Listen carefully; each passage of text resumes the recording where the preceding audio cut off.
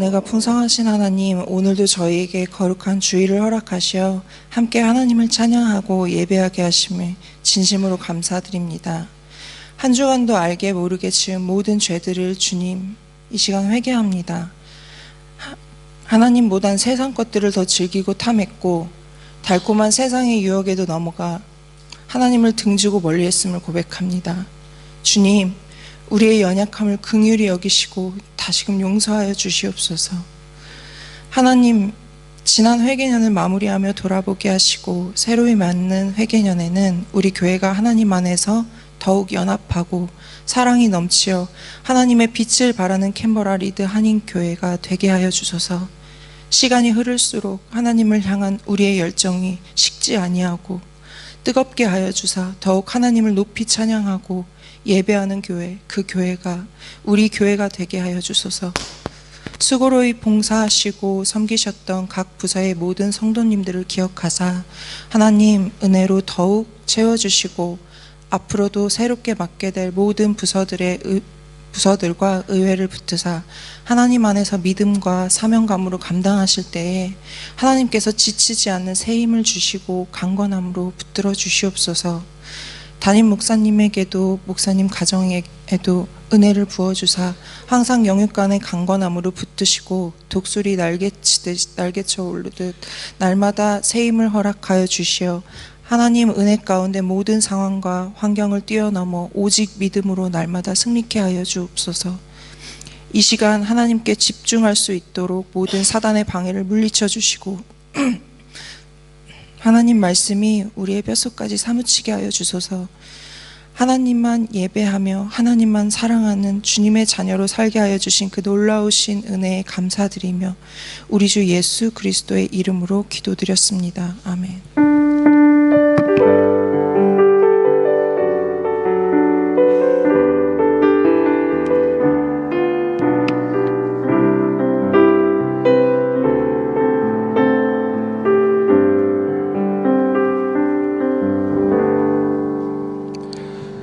오늘 우리에게 주신 말씀은 사도행전 4장 1절에서 22절까지 말씀입니다. 봉독하겠습니다. 사도들이 백성에게 말할 때에 제사장들과 성전 맡은 자와 사두개인들이 이르러 예수 안에 죽은 자의 부활이 있다고 백성을 가르치고 전함을 싫어하여 그들을 잡음에 날이 이미 저물었으므로 이튿날까지 가두었으나 말씀을 들은 사람 중에 믿는 자가 많으니 남자의 수가 약 5천이나 되었더라. 이튿날 관리들과 장로들과 서기관들이 예루살렘에 모였는데 대제사장 안나스와 가야바와 요한과 알렉산더와 및 대제사장의 문중이 다 참여하여 사도들을 가운데 세우고 묻되 너희가 무슨 권세와 누구의 이름으로 이 일을 행하였느냐. 이에 베드로가 성령이 충만하여 이르되 백성의 관리들과 장로들아, 만일 병자에게 행한 착한 일에 대하여 이 사람이 어떻게 구원을 받았느냐고 오늘 우리에게 질문한다면 너희와 모든 이스라엘 백성들은 알라. 너희가 십자가에 못 박고 하나님이 죽은 자 가운데서 살리신 나사렛 예수 그리스도의 이름으로 이 사람이 건강하게 되어 너희 앞에 섰느니라. 이 예수는 너희 건축자들의 버린 돌로서 집 모퉁이의 머릿돌이 되었느니라. 다른 이로서는 구원을 받을 수 없나니 천하 사람 중에 구원을 받을 만한 다른 이름을 우리에게 주신 일이 없음이라 하였더라. 그들이 베드로와 요한이 담대하게 말함을 보고 그들을 본래 학문 없는 범인으로 알았다가 이상히 여기며 또 전에 예수와 함께 있던 줄도 알고 또 병 나은 사람이 그들과 함께 서 있는 것을 보고 비난할 말이 없는지라. 명하여 공회에서 나가라 하고 서로 의논하여 이르되 이 사람들을 어떻게 할까? 그들로 말미암아 유명한 표적 나타난 것이 예루살렘에 사는 모든 사람에게 알려졌으니 우리도 부인할 수 없는지라. 이것이 민간에 더 퍼지지 못하게 그들을 위협하여 이후에는 이 이름으로 아무에게도 말하지 말게 하자 하고 그들을 불러 경고하여 도무지 예수의 이름으로 말하지도 말고 가르치지도 말라 하니 베드로와 요한이 대답하여 이르되 하나님 앞에서 너희의 말을 듣는 것이 하나님의 말씀을 듣는 것보다 옳은가 판단하라.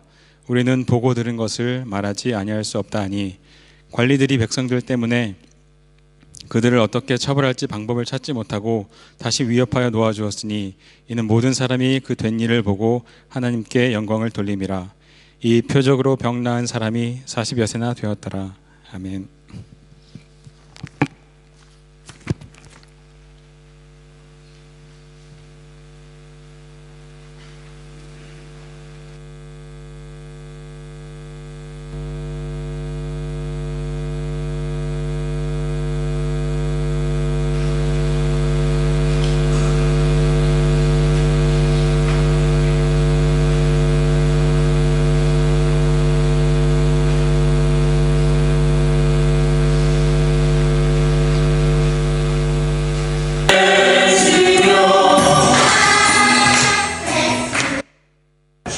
저는 송성 목사입니다. My name is Reverend Songs. We're absolutely delighted to be your host for the next 2 hours as we He is Pak Tong Hugh. I've been attending this church for nearly 30 years now.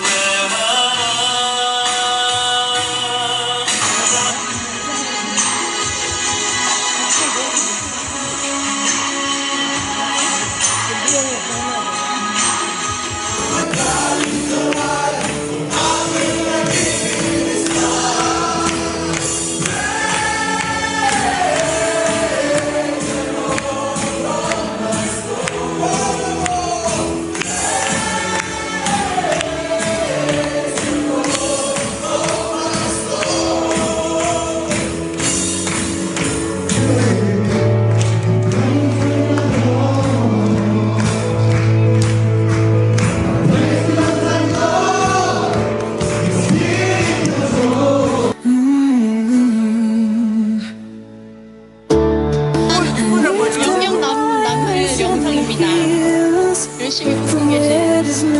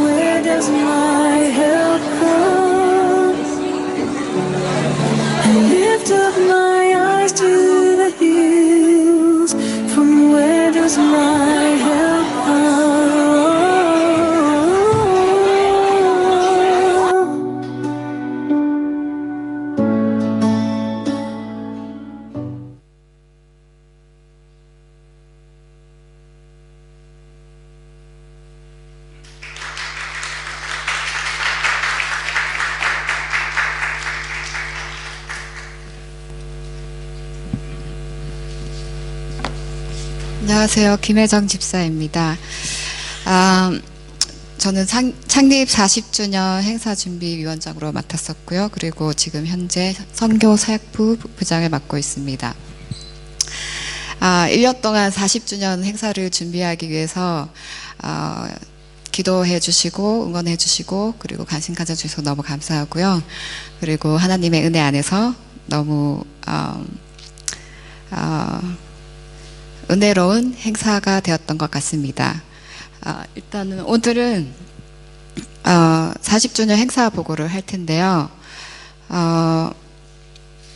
일단은 저희가 RSVP를 통해서 몇 명 정도 참석할 수 있는지 확인을 했었고요. 그때 한 130명 정도 RSVP 받았고, 그리고 신청하지 않은 분들도 있더라고요. 그것까지 다 해서 한 150명 정도 오셨고요. 제 생각에는 더 오셨을 거라고 생각합니다. 그리고 이 교회에 총 앉을 수 있는 인원수가 한 몇 명 정도 되냐면 제가 세어봤는데 한 170명 정도 되더라고요. 어린이들까지 해서 정말 많은 분들이 참석해 주셨고, 그리고 그 이후에도 저희가 알지 못하는, 그리고 또 주위의 분들이 많이 또 좋은 피드백을 주셨는데, 하나님의 열매를 저희가 지금은 알지 못하더라도 나중에는 알게, 그러니까 드러나리라 생각합니다. 그리고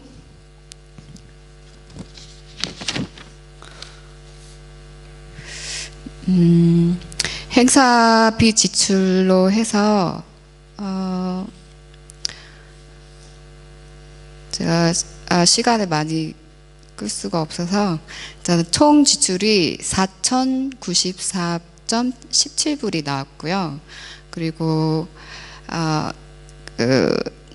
그 일부는 총 지출에서 작은 음식 바자회 모금으로 지원을 한 1,137.28을 지원을 했고요.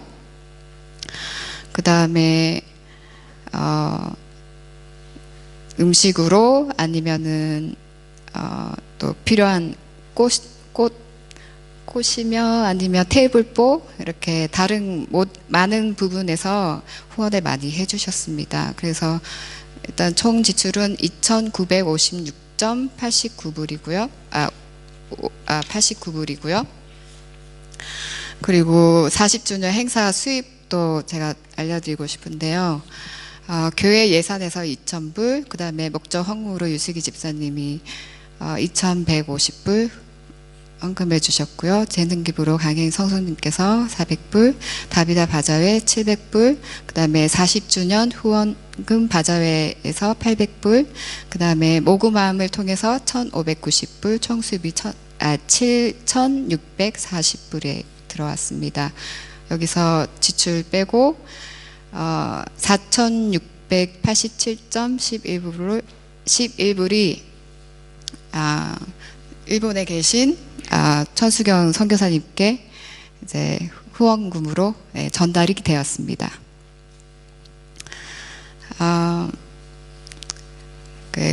그동안 1년 동안, 그리고 길게는 1년 6개월 동안 앞에서 뒤에서 또 보이는 곳에서 보이지 않는 곳에서 다양한 자리에서 다양한 모습으로 기도해 주시고 또 후원해 주셔서 너무나 감사드리고,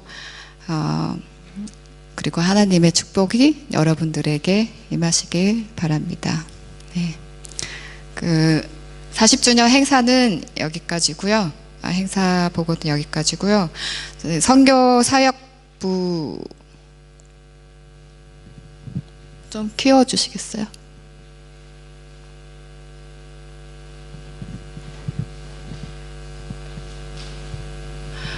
선교 사역부 부원으로 문원규 이슬기 집사님 있고요. 그 다음에 지금 헵시바 미용 선교 하는데 최호승 형제님이 봉사로 같이 섬기고 있습니다. 그리고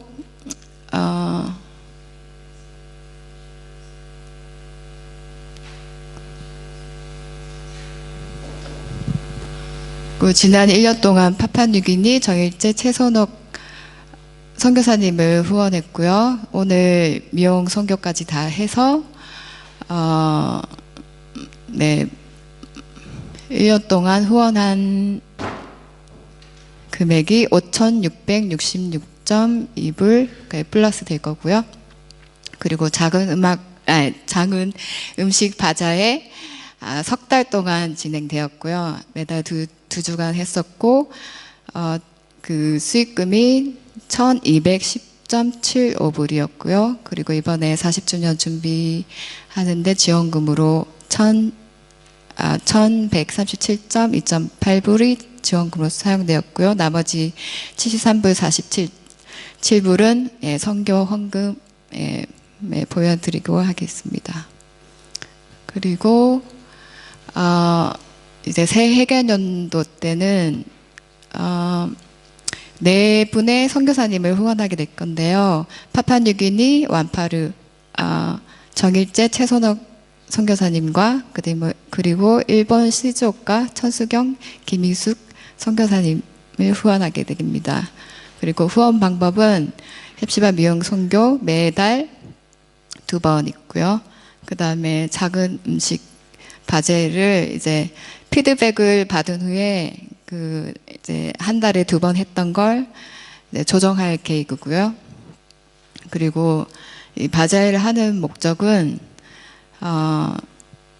정기적인 바자회를 통해서 교인분들이 선교에 같이 동참했으면 좋겠고 또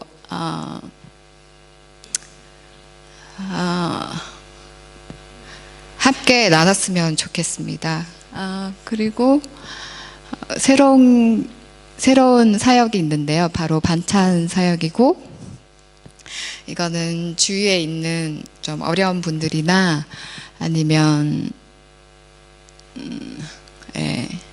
몸이 불편하신 분들을 위해서 일주일에 한 번 정도 이렇게 반찬을 만들어서 섬기는 사역입니다. 이것은 여러분의 도움이 필요하고요. 저 혼자 할 수도 없고 또 소수보다는 많은 분들이 참여하면 더 많은 사랑을 전할 수 있겠죠. 그리고 교회 리더분들이 이런 어려운 분들이 주위에 어려운 분이 어떤 분들이 있는지에 대해서 좀 알려주시면 더 참고할 수 있겠고요.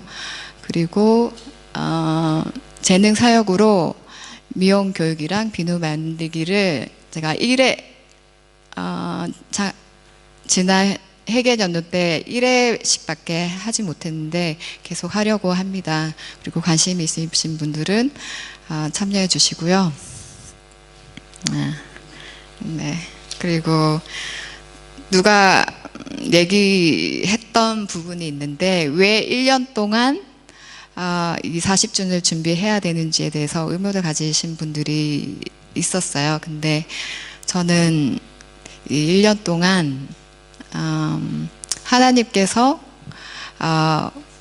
그때 그 당시에는 알지 못했지만 1년 동안 준비시키시게 하신 이유가 있다고 저는 생각했고 사실은 그걸 알게 됐습니다. 예, 저는 더 긴 얘기는 여기서 나누지 못했지만 궁금하신 분은 저한테 직접 와서 같이 또 차도 마시고 나누면 좋겠고요. 저는 하나님을 깊이 만나고 또 연단 받고 또 하나님과 동행하는 그런 시간이었기에 굉장히 은혜롭고 좋은 시간이었습니다. 여러분들도 섬긴 가운데 하나님의 깊이 만나셨으면 좋겠습니다. 네, 이상입니다. 네.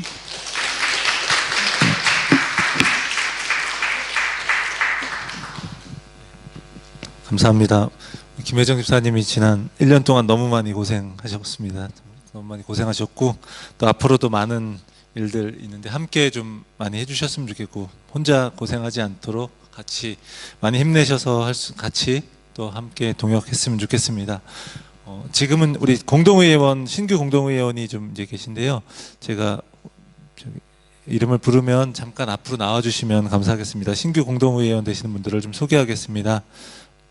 우리 나지은 성도님, 박민석, 이지은, 이하준, 정예림, 조상희 청년입니다. 그래서 6분인데 잠깐 앞으로 나오시겠습니다.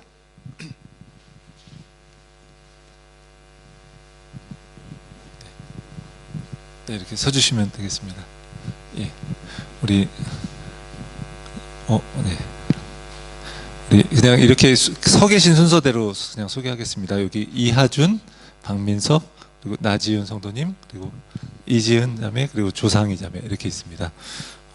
지금 그래서 5분이 오늘 오셨는데 그래서 이제 6개월 이상 우리 정예림 자매가 오늘 지금 없네요. 그래서 6분 중에 우리 5분 오셨는데 또 이제 6개월이 되면은 우리 교회에서 이제 공동의회원이 되는 겁니다. 그래서 신규 공동의회원으로 해서 우리 교회 정식 멤버십이 되는 건데 우리 여기 계신 분들 함께 제가 잠깐 기도하고 우리 인사하고 이렇게 이제 들어가도록 하겠습니다. 예. 좀 잘 모르시는 분들도 많으실 것 같아서 이렇게 소개합니다. 하나님, 우리 신규 공동의회원으로 이렇게 6분을 함께 맡게 하시니 감사합니다. 하나님, 우리 교회로 보내주시고 또 앞으로도 함께 신앙생활하면서 하나님의 은혜를 누리는 그런 복된 삶이 되도록 인도해 주옵소서. 우리 교회에서도 함께하면서 정말 서로가 참된 교회임을 다시 한번 깊이 경험하는 시간 되기를 원합니다. 귀한 삶을 주께서 축복하여 주시옵소서. 예수님의 이름으로 기도합니다. 아멘. 예, 우리 인사하고 들어가겠습니다.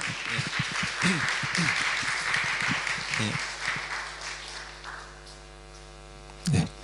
우리 광고 말씀 드리겠습니다. 우리 통역해 주시는 우리 이주연 성도님 감사드립니다. 신규 공동회원분들 다시 한번 축하드리겠습니다. 그리고 40주년 기념 화보집을 소장하기 원하시는 분들은 오늘까지 신청해 주시기 바랍니다.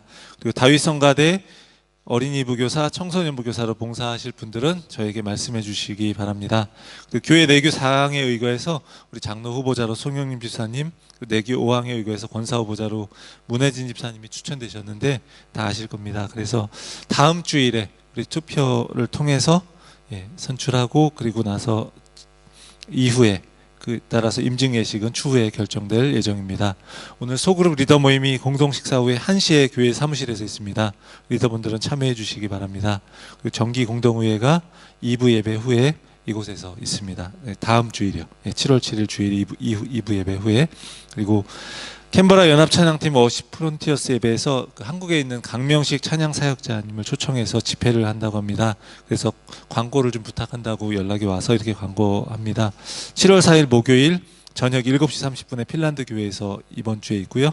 그리고 하나님이 찾으시는 교회에서도 강명식 찬양 사역자님의 초청 집회가 있는데 7월 5일 금요일 저녁 7시, 토요일 저녁 7시, 그리고 주일 저녁 5시인데 이렇게 참석하시고 싶으신 분들은 꼭 같이 참석하셔서 함께 예배하면 좋겠습니다. 그래서 시간과 장소는 주보를 참고해 주시면 되겠습니다.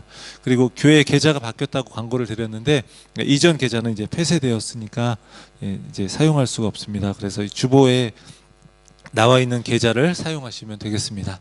네, 감사합니다. 오늘 말씀 함께 나누겠습니다. 오늘 사도행전 3장의 우리 성전의 미문에서 이제 나면서부터 걷지 못하던 사람이 이제 걷게 되었던 일이 벌어졌었습니다.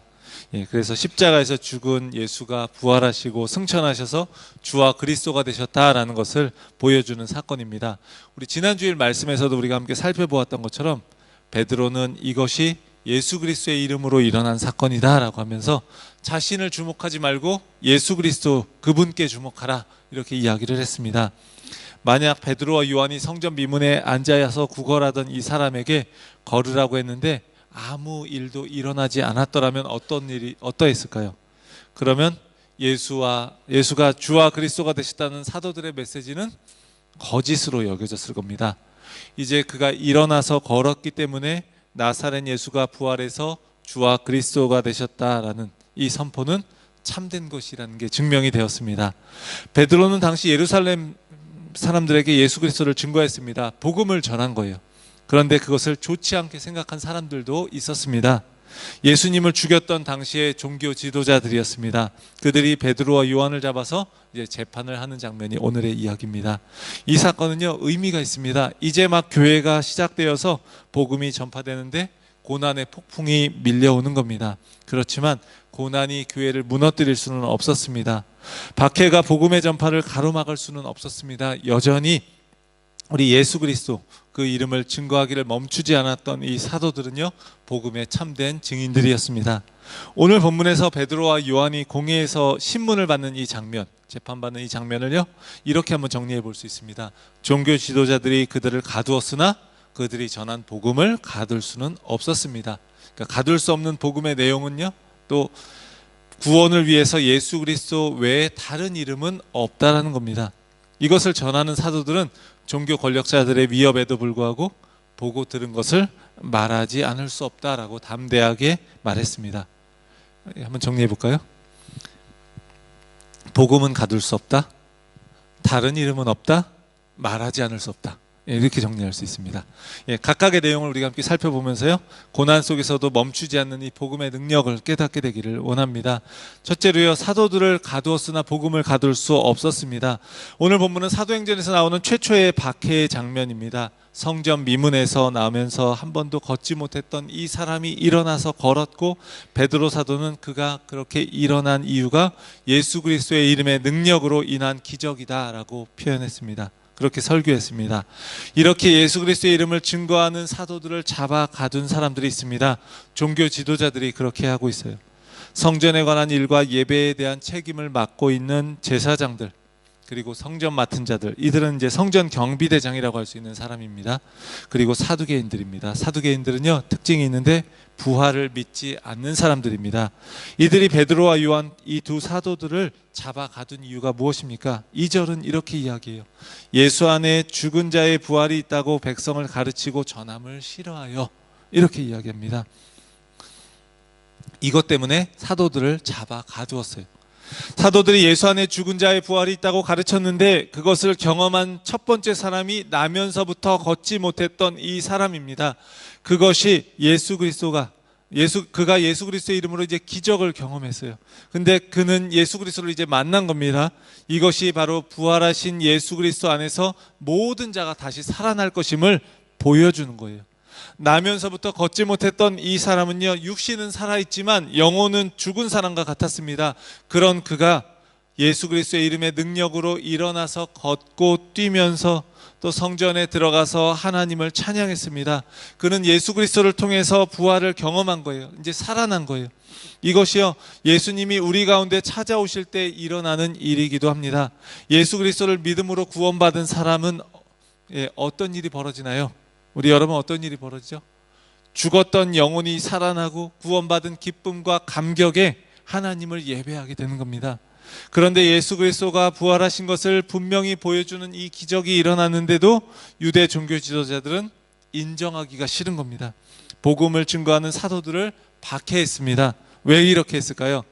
그것은요, 베드로와 요한 사도가 자신들이 십자가에 못 박아 죽인 예수님을 부활하신 그리스도라고 전하고 다녔기 때문입니다.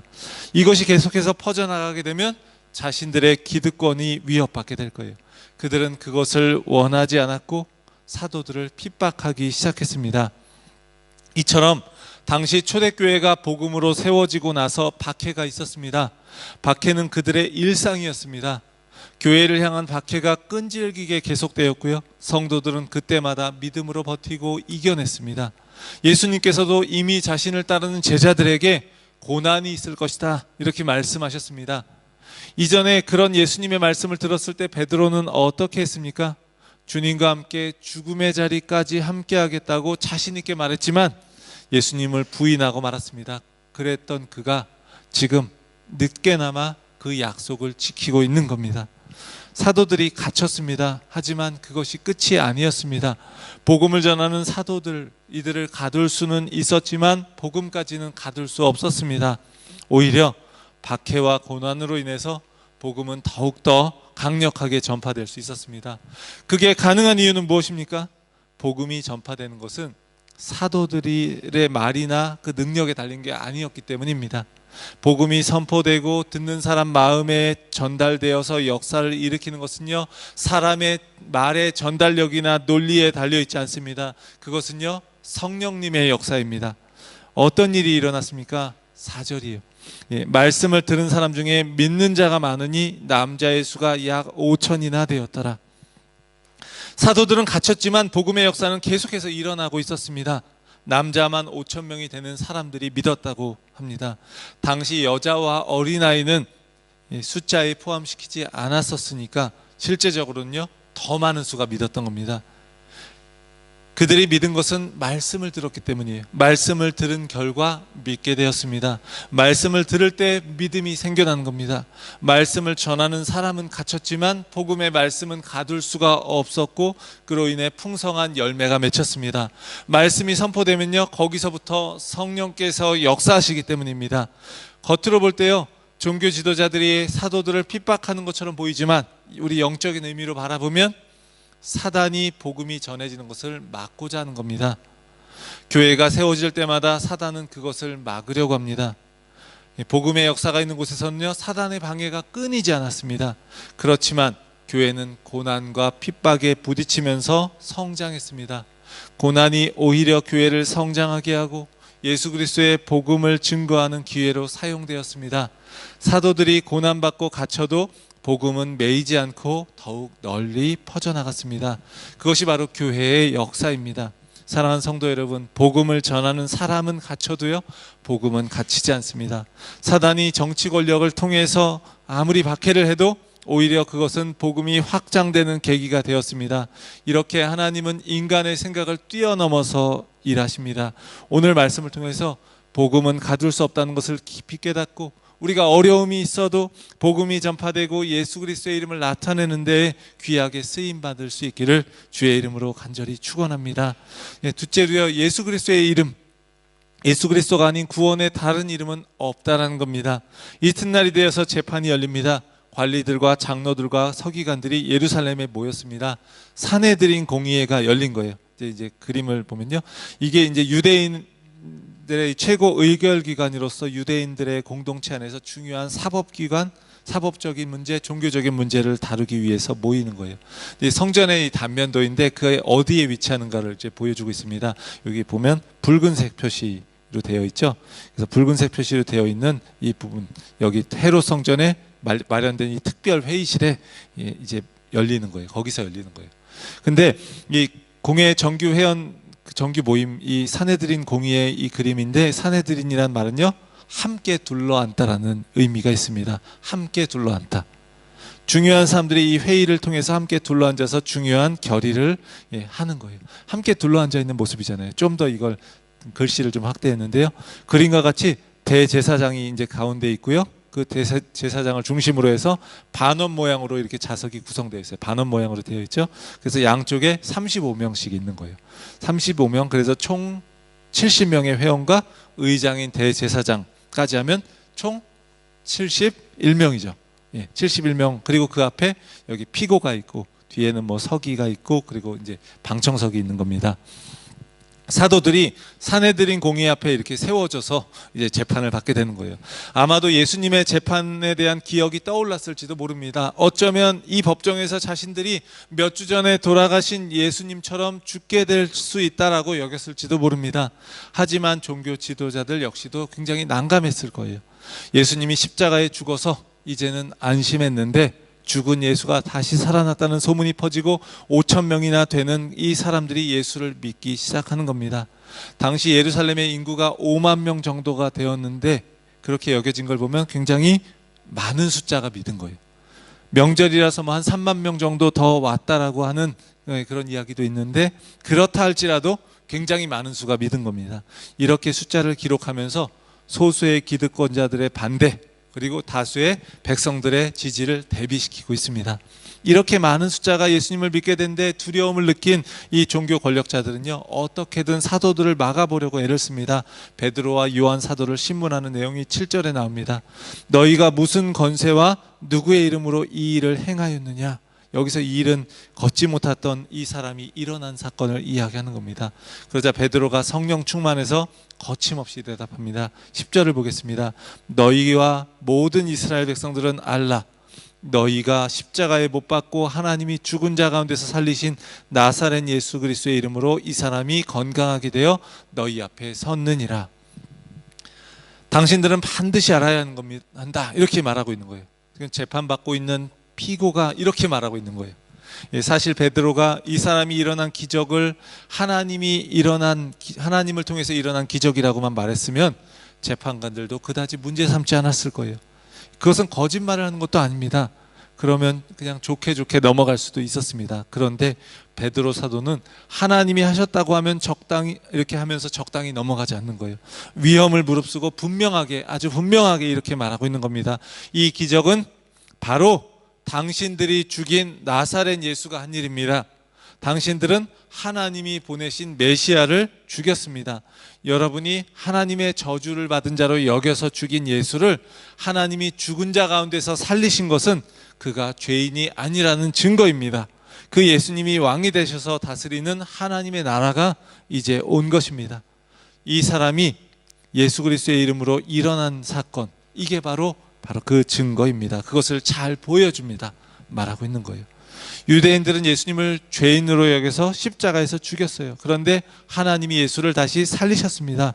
그 말은 무슨 말인가요? 예수를 죄인이라고 했던 유대인들이 악하다라는 뜻입니다. 우리는 예수님과 하나님을 같은 분으로 여겨서 그렇게 믿고 있기 때문에 그런데 유대인들은 하나님이 이 사람을 일으키셨다라는 말과 죽은 자 가운데서 살리신 예수 그리스도가 이 사람을 일으켰다라고 하는 말은요, 엄청난 차이가 있는 거예요. 유대인들에게 예수는 자신이 하나님이라고 주장했던, 그래서 하나님을 모독했던 그런 사람일 뿐인 거예요. 하지만 하나님은 예수님을 하나님의 아들이고 그리스도라고 말씀하시는 겁니다. 그분이 구원자라고 또 심판자라고 말씀하시는 겁니다. 그러니까 예수 그리스도를 인정하지 않는 것은 누구를 인정하지 않는 건가요? 그분을 보내신 하나님을 인정하지 않는 것이다 라고 말하는 겁니다. 베드로는 11절에서 시편 118편 22절을 인용해서 이렇게 말하고 있습니다. 우리 이거 창립주일 때도 한번 이 부분에 대한 그 그림도 보여드리고 했던 것 같은데, 에베소서 말씀하면서 같이 한번 읽어보겠습니다. 이 예수는 너희 건축자들의 버린 돌로서 집 모퉁이의 머릿돌이 되었느니라. 건축자들은요, 건축자재를 잘 알아보고 효과적으로 사용해야 돼요. 그런데 건축자들이었던 종교 지도자들이 예수라고 하는 귀한 돌을 버렸어요. 성전의 머릿돌이 될 수 있는 분을 알아보지 못하고 폐기해 버렸습니다. 그런데 하나님께서 종교 지도자들에 의해 버림받은 이 예수님을 성전 모퉁이의 머릿돌이 되게 하셨다라고 하고 있어요. 그러니까 그림을 머릿속에서 그려보면 좋을 것 같습니다. 건축 과정에서 가장 먼저 하는 일이요, 모퉁이 돌을 딱 놓는 거예요. 이 모퉁이 돌이 건축물의 위치와 방향과 모양을 다 결정하는 역할을 합니다. 건축자들이 필요 없다고 버린 돌이 새로운 건물에서는요, 가장 중요한 돌이 된 거예요. 예수님은 이스라엘을 건축하는 유대인 지도자들에게 버림받은 돌이었는데, 하나님은 그 버린 돌인 예수님을 새로운 성전인 하나님 나라를 짓는데 결정적인 돌로 사용하신 겁니다.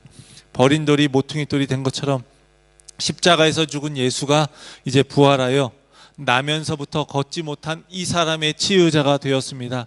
뿐만 아니라 모든 인류를 구원할 구원자가 되었습니다. 예수님만이 참되고 유일한 구원자이고 그 구원을 위해서 다른 이름을 주신 적은 없습니다. 오직 예수 그리스도의 이름과 공로로만 모든 사람은 구원을 얻는 것입니다. 사랑하는 성도 여러분, 예수님은 모든 사람의 구원자이시고요, 예수 그리스도의 이름만이 유일한 구원의 길인 줄 믿습니다. 연약하게 십자가에서 죽은 예수가 부활하셨고 모든 사람에게 구원을 받으라고 초청하십니다. 예수 그리스도의 삶과 죽음, 부활을 통해서만 우리는 죄의 용서를 받습니다. 예수 그리스도를 통해서만 우리는 영생을 얻습니다. 예수 그리스도로 인해서만 우리는 하나님의 형상으로 회복되고 또 새하늘과 새 땅의 소망을 가질 수 있습니다. 그 어떤 이름으로도, 그 어떤 다른 이름으로 구원을 얻을 수 없습니다. 어떤 존재도, 로마의 황제, 그 당시 로마 황제도, 물질도, 다른 신도 구원을 줄 수 없는 것입니다. 사랑하는 성도 여러분, 우리의 유일한 구원자이신 예수 그리스도의 이름을 의지하고 그 진리를 굳게 붙잡는 하나님의 사람들이 되기를 원합니다. 오직 예수 그리스도의 이름으로 우리가 하나님의 자녀의 복을 깊이 경험하면서 그 이름의 능력 가운데 살아갈 수 있기를 주의 이름으로 간절히 축원합니다. 우리 마지막으로 복음을 말하지 않을 수 없다라고 했어요. 예수 그리스도의 이름을 선포했던 사도들을 가두어도 복음은 가둘 수 없다. 복음의 내용은 예수 그리스도 이름의 구원을 위한 다른 이름은 없다. 그리고 그 이름의 능력을 경험한 사도들은 위협 속에서도 복음을 말하지 않을 수 없다. 그렇게 전했습니다. 복음을 말하지 않을 수 없을 만큼 그들은 담대했어요. 담대하게 말하는 베드로와 요한을 보고요, 종교 지도자들은 굉장히 이상하게 여깁니다. 그들을 본래 학문 없는 범인으로 알았기 때문입니다. 학문 없는 범인, 그 범인을 말하는 게 아니라 평범한 사람을 이야기하는 거예요. 이 말은요, 정식으로 율법에 대한 교육을 받지 않은 평범한 사람이라고 이야기하는 겁니다. 제자들을 그렇게 생각했던 거예요. 이해하기 쉽게 말하면 오늘로 치면 신학 교육을 받지 않은 사람이라고 생각할 수 있습니다. 영어 성경으로는 이제 어떻게 표현하고 있죠? 그들은 말씀에 대한 특별한 훈련을 받지 않은 평범한 사람이었다. They were ordinary men with no special training in the scripture. 이렇게 나오고 있어요. 근데 그런데 이들이 구약 성경에 나온 예수 그리스도에 대한 예언이 바로 예수 그리스도를 통해서 이루어진 것이다. 이걸 너무나 잘 알고 잘 설명하는 거예요. 어떻게 이게 가능한 것일까요? 조금만 우리가 생각해 보면 당연한 일이라는 걸 알 수 있습니다. 이들은요, 예수님을 3년 동안 따라다녔어요. 3년 동안 따라다니면서 신학 공부를 했습니다.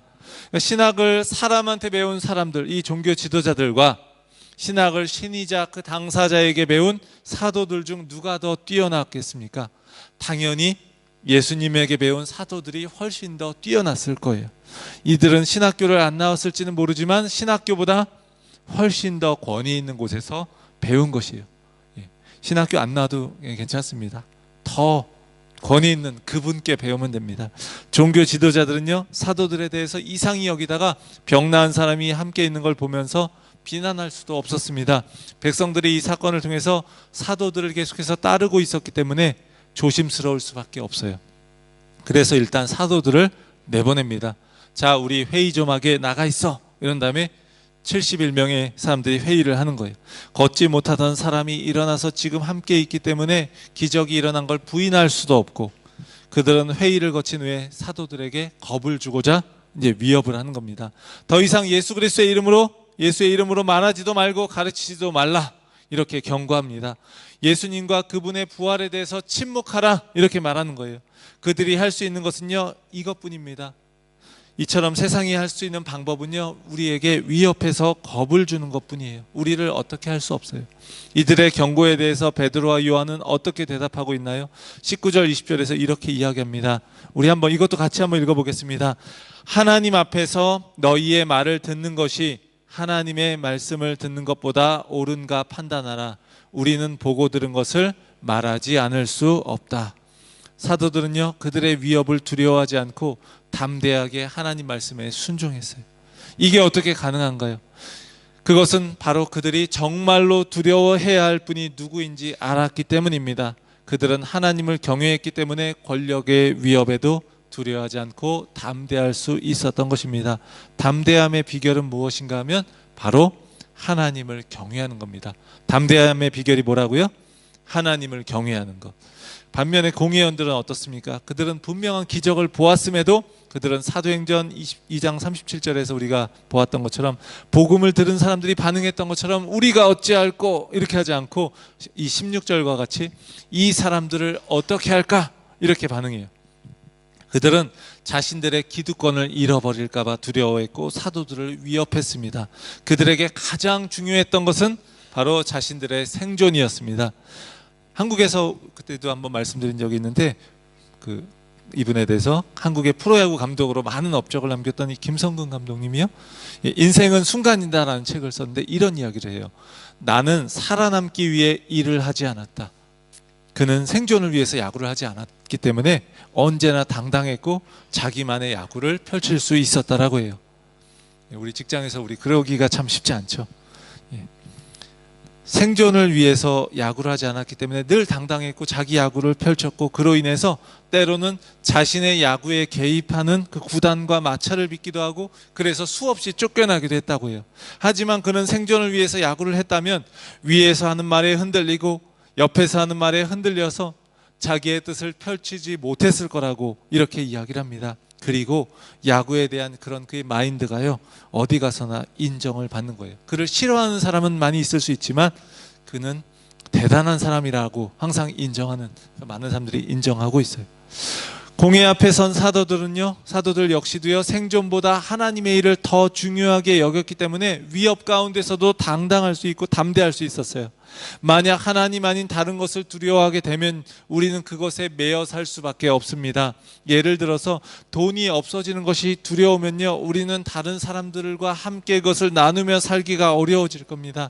미래가 어떻게 될지 굉장히 두려워하게 되면요, 다른 사람들을 위해서 시간을 내고 나의 것을 희생하는 게 힘들 것입니다. 하나님의 말씀에 순종하지 못하는 커다란 이유 중 하나는요, 바로 두려움입니다. 베드로와 요한은 위협 앞에서도 담대했습니다. 하나님이 내 편이신데 너희들이 아무리 위협해도 두렵지 않아, 이렇게 말하는 거예요. 우리도 마찬가지입니다. 우리 한번 옆에 분들과 함께 이야기해 보셨으면 좋겠어요. 하나님이 내 편이야. 예. 정말 그렇게 믿으십니까? 예수 그리스도께서 나를 위해 죽으셨고 부활하시고 승천하셔서 지금도 온 세상을 다스리고 계십니다. 나를 위해 생명까지 주신 그분이여, 우리를 위해서 무엇을 아끼시겠습니까? 나를 사랑하시고 함께 하시는 그분이 계시기 때문에 우리는요, 어떠한 상황 가운데서도 담대할 수 있습니다. 하나님을 진정으로 경외하시기를 바랍니다. 그럴 때 우리는요, 다른 것을 두려워하지 않고요, 세상 속에서 참되고 의미 있는 삶을 살아갈 수 있을 줄 믿습니다. 사랑하는 성도 여러분, 고난 중에서도 복음은 멈추지 않습니다. 복음을 전하는 사람을 가두어도 복음은 가둘 수 없습니다. 예수 그리스도 외에 다른 구원의 이름을 주신 적이 없습니다. 예수 그리스도의 이름, 복음을 경험했다면 우리는 말하지 않을 수 없습니다. 오늘 이 시간 고난 중에도 멈추지 않는 이 복음의 능력, 이것을 누리고요, 예수 그리스도의 사랑과 돌보심을 신뢰하면서 살아가는 복된 삶이 되기를 주의 이름으로 축원합니다. 우리 이 시간 함께 찬양하기 원합니다. 오늘 말씀처럼요, 복음은 가둘 수 없고 예수 그리스도의 이름 외에 다른 이름은 없습니다. 그리고 보고 들은 것을 우리는 말하지 않을 수 없습니다. 이 시간 예수 그리스도 앞에 나와서 그 이름의 능력을 경험하고 우리가 그분을 증거하지 않을 수 없는 그런 증인의 삶이 되기를 우리가 결단하기를 원합니다. 우리 함께 예수라는 찬양 함께 하겠습니다.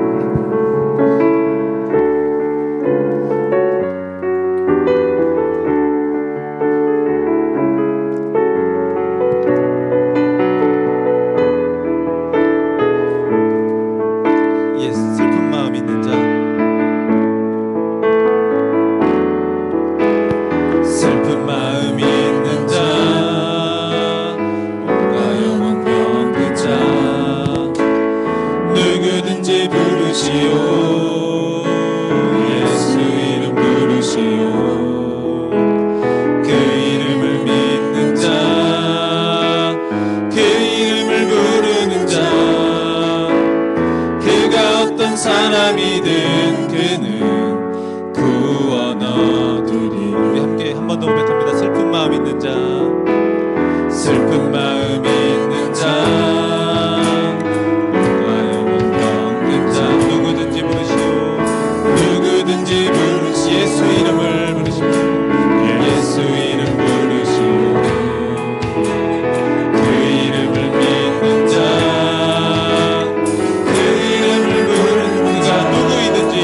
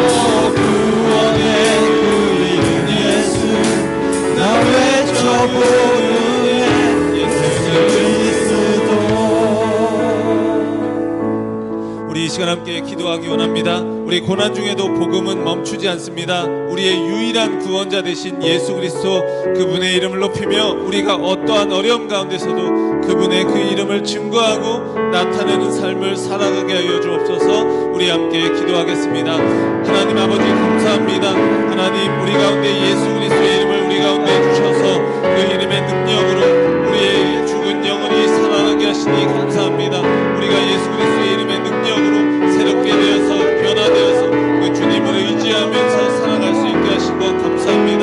예수 그리스도의 이름의 능력을 통하여서 우리의 모든 삶이 변화되고 이제 그 이름을 증거하는 삶을 살아갈 수 있기를 원합니다. 하나님, 사도들이 예수 그리스도의 이름의 능력을 의지하여 그 이름으로 많은 사람을 변화시키고 하나님 기적을 일으키고 하나님 그 안에서 새로운 생명을 살리는 일을 했던 것처럼 우리도 예수 그리스도의 이름의 능력에 의지하여서 많은 이들에게 참된 생명을 전해줄 수 있는 우리의 모습 되게 하여 주시옵소서. 하나님, 그럴 때에 때로는 어려운 일도 있고 힘들 때도 있지만 고난 중에도 복음은 멈추지 않음을 우리가 보게 하여 주옵소서. 예수 그리스도의 이름의 능력에 의지하여서 다른 이름으로 구원을 얻을 수 없음을 우리가 보면서 오직 그 주님만 의지하며 우리가 그로 인해 구원을 경험했기 때문에 우리가 다시금 다른 것들을 구하지 아니한 그 이름을 말하지 않을 수 없다고 고백하는 우리 모습 되기를 원합니다. 사랑하는 우리 중보하는 하나님교회 모든 성도님들, 하나님의 은혜 가운데 참된 예수 그리스도의 증인 되게 하여 주옵소서.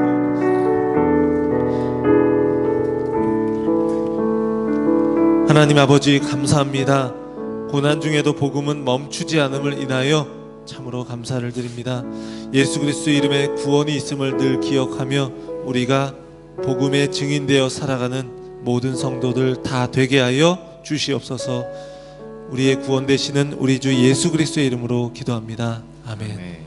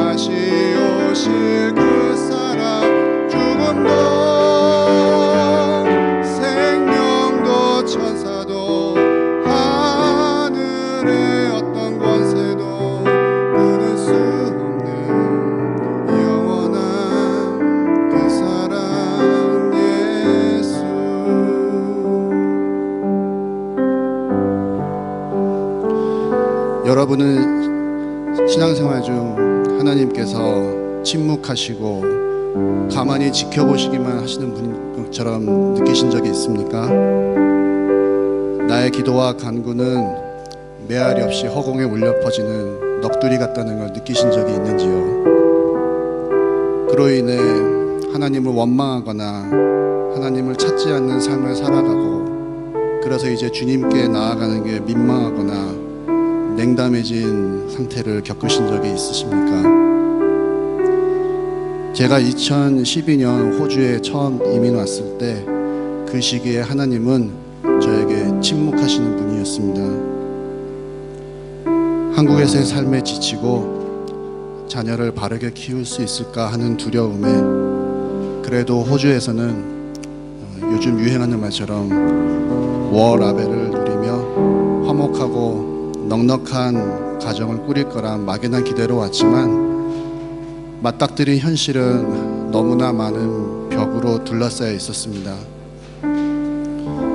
무엇보다 1년이 넘도록 제가 가진 전공과 기술을 이어나갈 적절한 일자리를 구하지 못하여서 전혀 해보지 않았던 청소일 등 여러 가지 일을 전전하면서 제 마음엔 조바심과 낙심만 가득했습니다. 그때 생애 처음으로 그 시기만큼 간절히 기도한 적이 없을 정도로 주님께 길을 열어달라고 간구하였지만 주님의 응답은 제가 원하는 때에 나타나지 않았고 제 마음은 주님에 대한 기대를 닫았고 겉으로만 열심히 신앙생활을 했었습니다.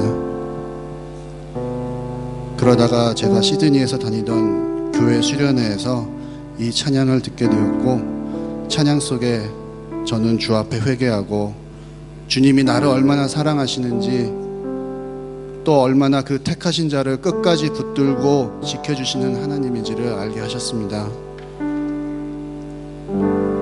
눈에 보이는 환경은 이전과 그대로였지만 주께서 베푸신 것에 감사하며 미래에 대한 두려움과 조바심 대신 소망을 가지고 제 일상을 대하게 되자 하나씩 길이 열리기 시작했습니다. 제가 원하는 때가 아닌 하나님의 때에 비로소 주님께서 응답하셨습니다. 기대치 않았는데 좋은 기회로 좋은 인연들과 또 좋은 인맥을 만나게 하셨고 그 이후로 취업과 제가 거할 집과 자녀의 교육 문제까지 제가 구하던 것보다 더 좋은 것으로 제가 예상치 못한 방법으로 응답해 주셨습니다.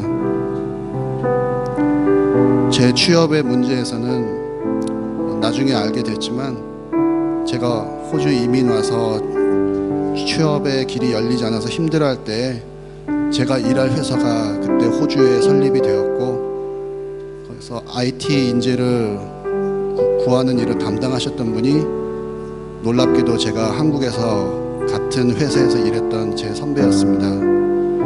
그래서 전혀 생각지도 않게 취업의 길이 열리게 되었습니다. 그리고 모든 부분에서 하나님은 제가 모르고 있을 때 하나하나 미리 다 준비해 주셨습니다.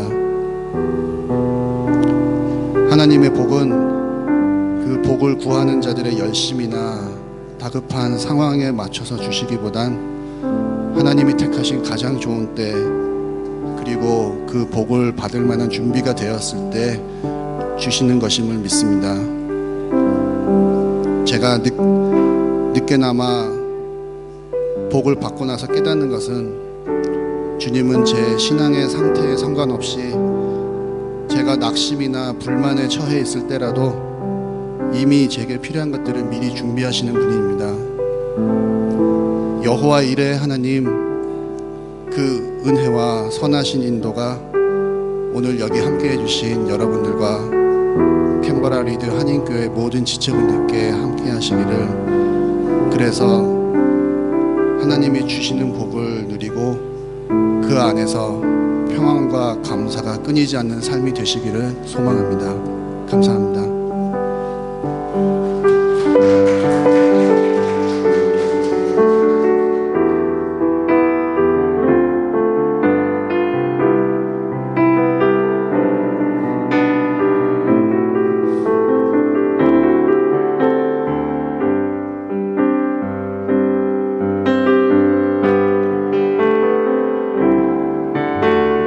아버지 사랑 내가 노래해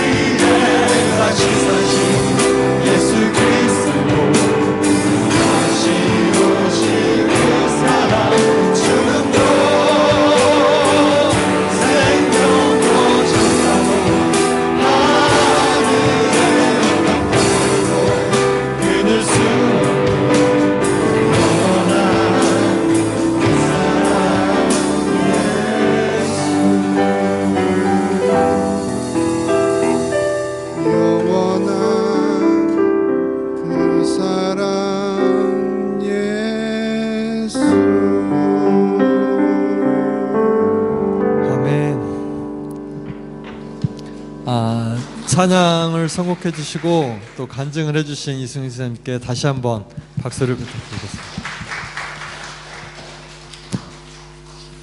다 같이 일어나셔서 파송 찬양 하시겠습니다.